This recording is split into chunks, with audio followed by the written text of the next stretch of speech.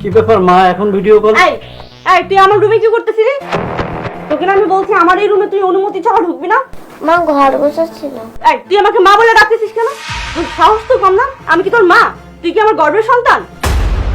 আমি কি তোর বাবাকে বিয়ে করছি তোর মা ডাক শোনার জন্য? ভুল করে আর কখনো যদি আমাকে মা বলে ডাকিস না তাহলে তোর খবর আছে। আর এই চেয়ার দিয়ে রুম কি গুছাচ্ছিলি? হ্যাঁ, রুম গুছাইতে চেয়ার লাগে? ঘর গোছাচ্ছিল। ঘর গুছাচ্ছিলি, তোকে না আমি বলছি আমার অনুমতি ছাড়া আমার রুমে ঢুকবি না। কত বড় সাহস, আমার পারমিশন ছাড়া আমার রুমে ঢুকছে। যা বের হ, আমার রুমে থেকে এক্ষুনি বের হ, আর কখনো আমার রুমে আসবি না। আর শোন, আজকে আবারও সে আঙ্কেলটা আসবে যে আঙ্কেলটা নিয়মিত আসে। ভুল করেও তুই তোর বাবাকে যদি এই কথাটা বলিস না তাহলে তোকে আমি জানে মেরে ফেলবো। বলবি না। মনে থাকে জানো। যা বের হ। হ্যাঁ জান, কই তুমি? আসতো তোমার কেন? বাসা তো একদম ফ্রি, তুমি চলে আসো। আচ্ছা তুমি দেরি করো না, হ্যাঁ আমি রেডি হয়ে বসে আছি তোমার জন্য, আসো। ওকে।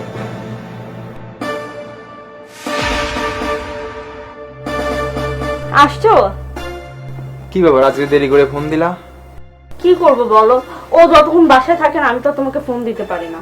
আর ও যতক্ষণ বাসায় থাকে, আমি যতক্ষণ ওর সাথে থাকি, আমার তো মনে হয় আমি একটা নরক যন্ত্রণা ভোগ করতেছি। আমার মনে হয় আমি একটা জেলখানায় বন্দি। আর যখনই তুমি আসো তখনই আমার কি যে শান্তি লাগে। আমার মনে হয় কি এই পুরো পৃথিবীটা আমার এই ঘরের মধ্যে। শোনো, আমাদের পথ থেকে কাঁটাটা কিভাবে সরানো যায় সে একটা প্ল্যান করো। শোনো, তুমি কোনো টেনশন করো না, আমি সব প্ল্যান করে নিয়েছি। কিছুদিনের মধ্যেই আমি আমার প্ল্যান মতো ওদেরকে মারার ব্যবস্থা করছি, বিষ খাইয়ে হোক বা যেভাবে হোক। তারপরে না ওর সকল সয় সম্পত্তি নিয়ে আমরা দুজন পালিয়ে যাব। তারপর আমরা দুজন একসাথে সুখের সংসার করব। আর শোনো, আজকে কিন্তু আমার হাজবেন্ড দেরি করে আসবে। আমি তোমার জন্য স্পেশালি পোলাও আর মাংস রান্না করব, তুমি কিন্তু না খেয়ে যাবা না। খাওয়া দাওয়া করে আমরা একসাথে অনেকক্ষণ সময় কাটাবো, তারপরে যাবে, ঠিক আছে? এই না হলে আমার জান বলো।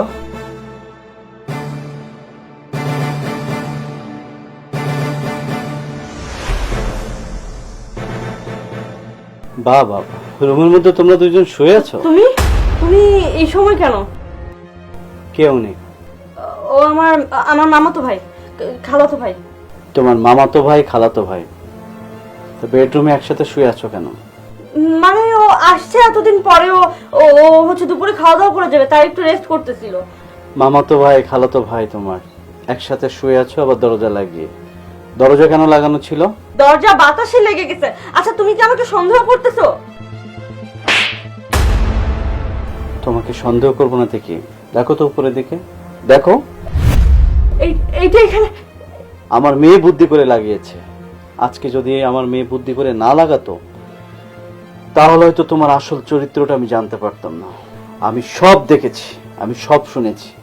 তুমি এইভাবে আমার মেয়ের উপর অত্যাচার করো, অবিচার করো, অন্যায় করো, তাই না? স্বামী থাকা অবস্থায় যে মেয়ে পরপুরুষ নিয়ে ফুর্তি করে, মজা করে, সে তো মানুষরূপী একটা জানোয়ার। তোরা আমাকে আর আমার মেয়েকে মারতে চেয়েছিলি না? মেয়ের সমস্ত সয় সম্পত্তি তোরা নিতে চেয়েছিলি না? তোদের এই আশা কোনোদিন পূরণ হবে না। আমি তোদেরকে পুলিশে দিব, তোদেরকে এমন শাস্তির ব্যবস্থা করবো, দুজন সারা জীবন তোরা জেলের ভাত খাবে। দেখো তুমি আমাকে আরেকটা সুযোগ। ভাই ভাই আমার মাফ করে দেন না ভাই। কোনো কথা নয়, চল আমার সাথে থানায়, চল চল।